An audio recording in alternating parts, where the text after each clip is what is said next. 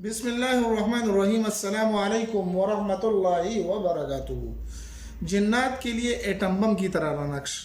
अगर आप चाहते हैं कि जिस तरह एटम बम से हलाक होता है, इंसानियत ख़त्म होती है और लोग उससे डरते हैं, इसी तरह एटम बम की तरह अमल करने वाला नक्श आपको मैं आज देने जा रहा हूँ, जिससे जो जिन्नात काबू नहीं होते, किसी आमिल का सहारा लेते हैं, किसी का सहारा लेकर वो हाजिरी नहीं करते और अमल के लिए अपने आप को पेश नहीं करते और वो जलते नहीं, वो ख़त्म नहीं होते, ये नक्श एटम बम की तरह अमल करेगा, एटम बम की तरह काम करेगा। और जिस जिन्नात को तावीज़ात से हो, आमिल ने भेजे हों, जादूगर ने भेजे हों, जिसने भी भेजे हों, इंशाअल्लाहुल अज़ीज़ आप ये नक्श बनाएंगे, जिन्नात दुम दबा कर भागेंगे, हाजिर भी होंगे।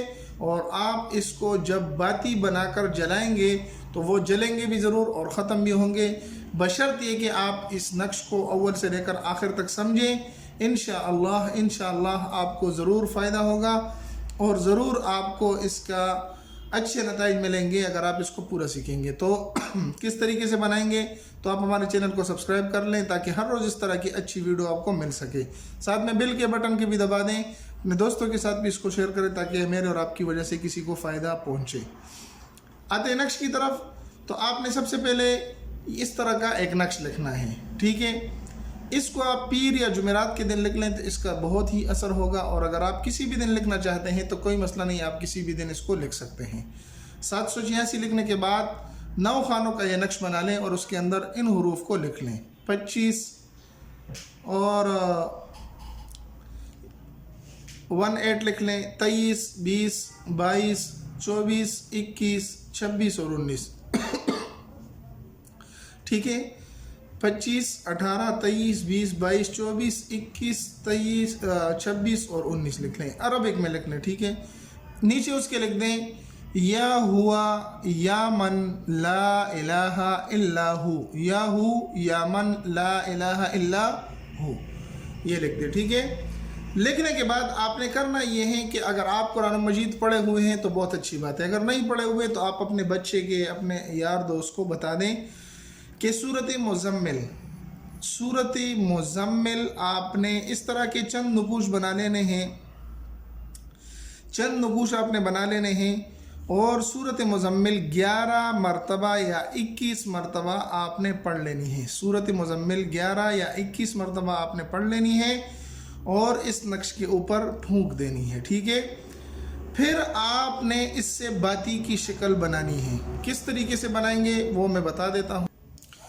तो आपने इससे बाती बनानी है, ये नक्शा आपने बिलफर्ज यहाँ पर लिख लिया। तो यहाँ पर आपने करना ये है कि इस कोने से आपने इसको इस तरीके से फोल्ड करना है, यानी ये जो 23 वाला कोना है इस तरफ से आपने इसको इस तरीके से फोल्ड करते जाना है, जिस तरह मैं फोल्ड कर रहा हूँ, ठीक है। इस तरीके से फोल्ड करना है, फोल्ड करना है, फोल्ड करना है और इससे एक बाती बना लेनी है, इसको बाती कही जाती है, ठीक है। इस तरीके के आपने इससे एक बाती बना लेनी है। मैं आपको थोड़ा सा करके दिखा देता हूँ, ये बाती हुई, ठीक है, ये बाती हो गई।